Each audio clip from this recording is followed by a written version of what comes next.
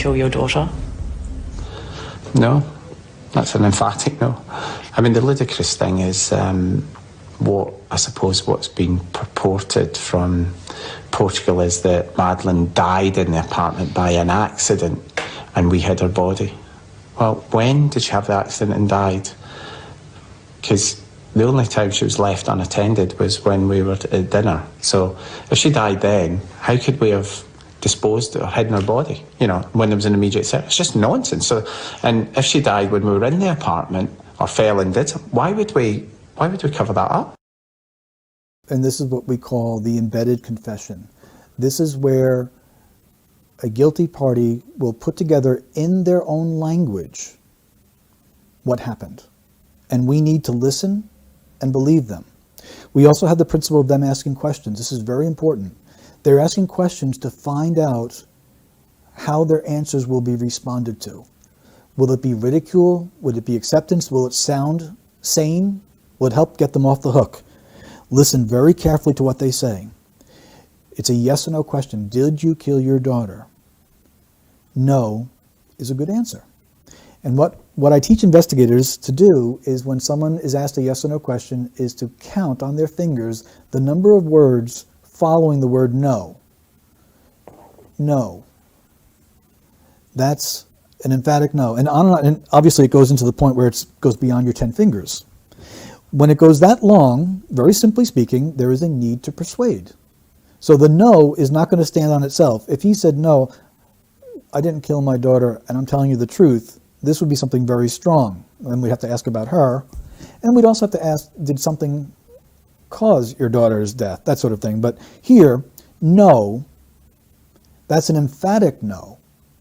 The first thing we know about his denial is that his denial, from his perspective, needs some help. It's weak.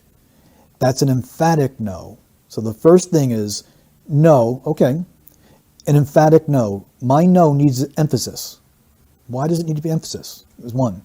I mean, the ludicrous thing is what I suppose what's been purported from Portugal is that Madeleine died in the apartment by accident and we hid her body.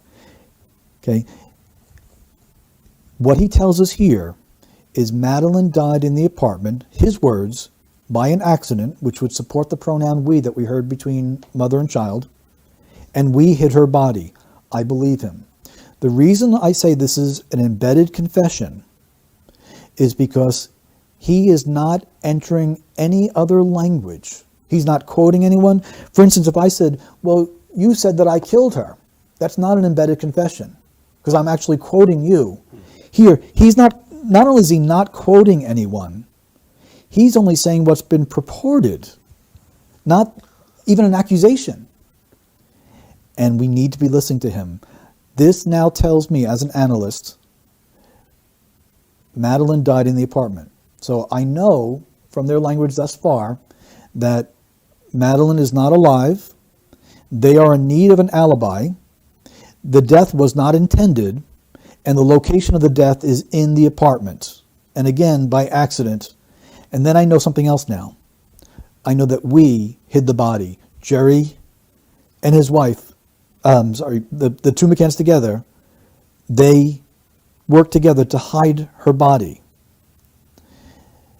Then he goes into questions, and this is where guilty parties are looking to see what a response is. They're disguised as rhetorical questions, but they want to see what people respond to them as. This takes place even in the interview process. Well, when did she have the accident and died? Okay, what they want to know is, do people know the exact time of death? Because the only time she was left unattended is not the only time we left her. He's now removing himself from that. Left unattended is passive.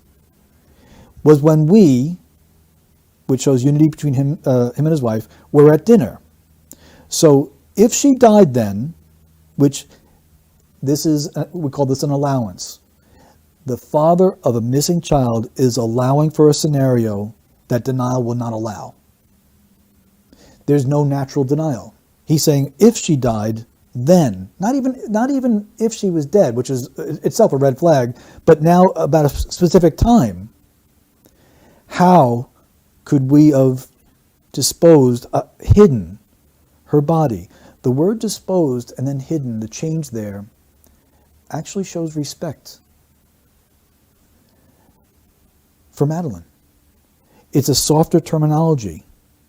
Not dump the body, and he even changes dispose, self-correction, from disposed to hidden. He now tells us that they didn't dispose the body, they actually hid it. This is why, and this confirms the priority. We want there to be light, we want there to be searching. By the way, we also want them to find Madeleine, but it's last on my list of priorities. So I now know that Madeleine is dead, Madeleine died in the apartment, and listen to his questions. When did we do this? How did we do this? You know, when there's an immediate, it's just nonsense, self-censoring again. And if she died when we were in the apartment or fell and died, why would we cover that up? Okay, that's the most important question he asks. So he now introduces something else that may have happened. Madeleine fell. I am concerned and remain concerned that Madeleine may have been drugged in any way, shape, or form, whether it be nighttime cough syrup or something more, so that these people could go and have their dinner and their party and get their break and all that, that Madeleine awoke and fell and got injured, and the injury was beyond. Yeah. Can I just interject with a question, Peter? Sure. When he's saying, he's alluding to the fact that he doesn't think they would have had time on that particular evening to deal with the body. Could that suggest that there's been pre-planning and the meal was orchestrated to allow for a window for their phantom abductor? And he's confident that he can show the audience that there's not enough time for them to have done that. So in other words, it's possibly happened on a previous time. Yes, it is possible. And the focus on time, which he doubles up on, opens that door up now for us. Right. We have to consider it. Intention, it hasn't changed. In other words, that this death was not intended is not changed by this.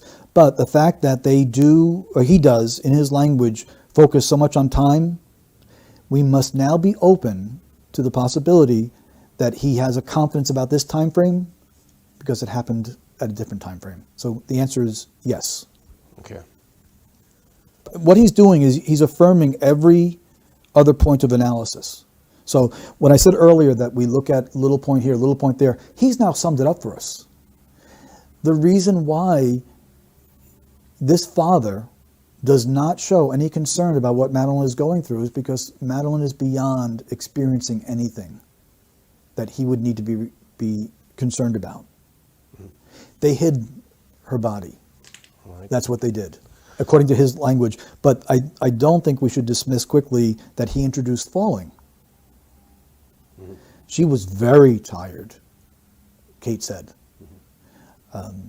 They had left her for their own. And so he asked the question, why would we cover this up? Mm-hmm. And the answer is quite simple. We have professional people who have 2 other children, an unintentional death. You're going to lose custody of the children.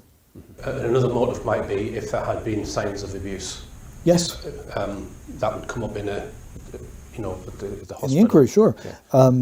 He, as a medical professional, in any way, they are very likely to have knowledge of child abuse because it's just part of that profession where they deal with that.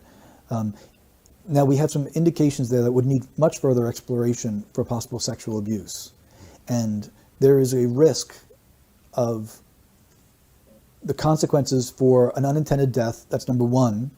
Risk of losing the other children, number 2. And then as you point out, when Child Protective Services sends in a professional to investigate, every case is explored for sexual abuse, whether there's allegations or not. All indicators of all possible abuses are explored for. Neglect, physical abuse, emotional abuse, sexual abuse are going to be explored for in every case. because we have some linguistic indicators, which could be them as parents, it could be them as abusers, it could be him as an abuser, it could be her failure to protect. We have to explore for it. Right. The consequences could go on more than just losing custody of the twins. Mm-hmm. It could be loss of freedom. Yeah. When a guilty person asks questions, they're floating out alibis, they're looking to see what sounds plausible. And in his question, he says, well, when did she have the accident? Not a accident, the accident, and died. The only time she was left unattended was when we were at dinner, so, which is establishing his alibi. If she died then, how could we have disposed of hidden her body? Now, it's interesting, when some people ask questions like that, they don't always get the answers they want to hear. We had here in the United States a baseball player who was accused of using performance-enhancing drugs named Roger Clemens. And under oath he said, if I have all these performance-enhancing drugs, it would mean that someone supplied them. Who is this? Who supplied them? I wish he would come forward.